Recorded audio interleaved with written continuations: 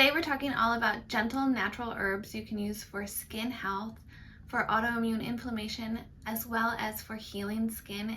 And this is all to help support those with lichen sclerosus, but if you happen to have other skin issues, you could give these a try as well. Hi there and welcome. My name is Jordan and I was diagnosed with lichen sclerosus when I was 8, and I have overcome constant flares. For me, that really came through diet, but I am still very passionate about finding other ways to help bring support for those with lichen sclerosus. I know I had a very hard time dealing with lichen sclerosus when I was in those constant flares, and so I want to help support those that are going through a similar struggle. I know it is a very hard time, and for me, like clobetasol, tribetazol, estrase cream, they didn't bring that much relief.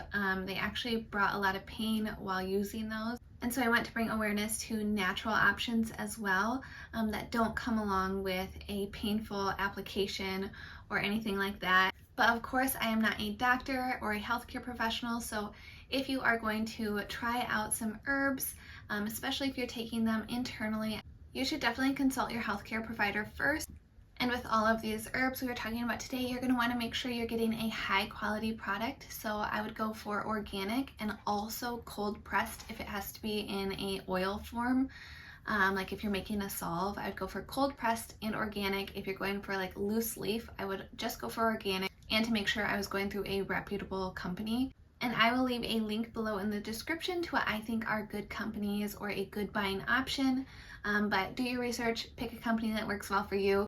Let's get right into it, and our first one is calendula or marigold, and as we know, it is a flower and it is well known for its anti-inflammatory, soothing, and healing properties. This you can use as a salve, so you can like mix it with coconut oil or beeswax and apply it to your skin, or you can do sitz bath with calendula. And I even use calendula when my children like have a diaper rash or any kind of skin thing going on. I just put them in the sitz bath with calendula, and I also do chamomile, which is our next one coming up, but it always seems to relieve any kind of skin issue going on. So calendula is a gentle herb that is great for those with lichen sclerosus. And like I said, chamomile is the next one, which is also anti-inflammatory. We know it's good for soothing like our mental state, and it's good to help like relieve stress if you're just kind of wound up.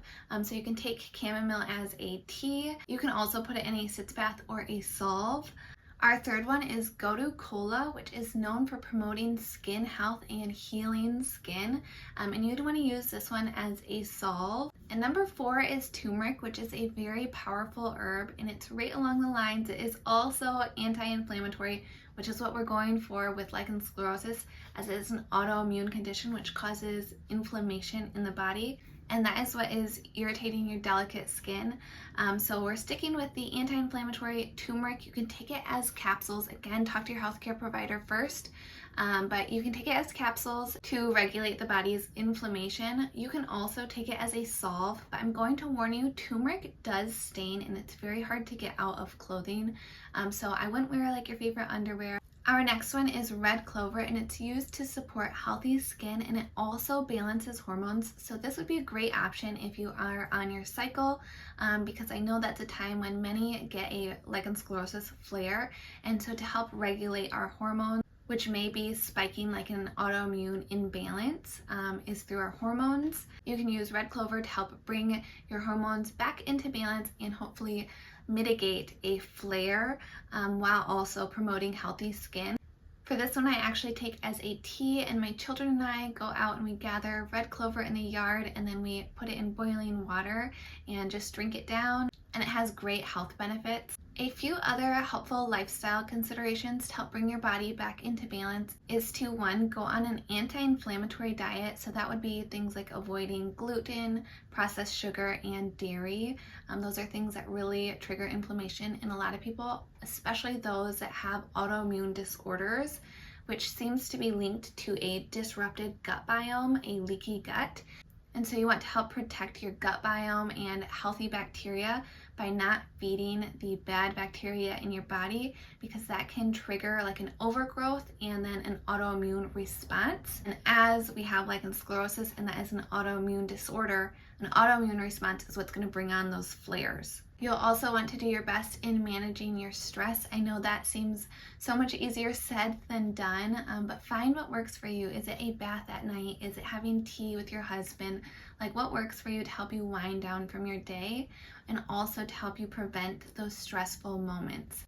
So really taking a moment to find out what are like key stress points in your day or your daily life, because when you are in a stressed state of being, your body is in fight or flight and it's not allowing your body that time it needs to focus its energy on healing. So managing stress, and then also keeping up with a gentle hygiene regimen.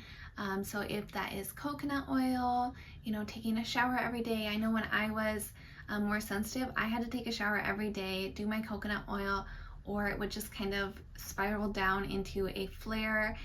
So figuring out what works for you and using gentle products on your skin, so avoiding laundry detergent that has harsh chemicals, as well as soaps with harsh chemicals. If you're interested in learning about natural barrier options for lichen sclerosus, I just made a video on that and I'll post it down below, as well as my homemade laundry soap that I always use.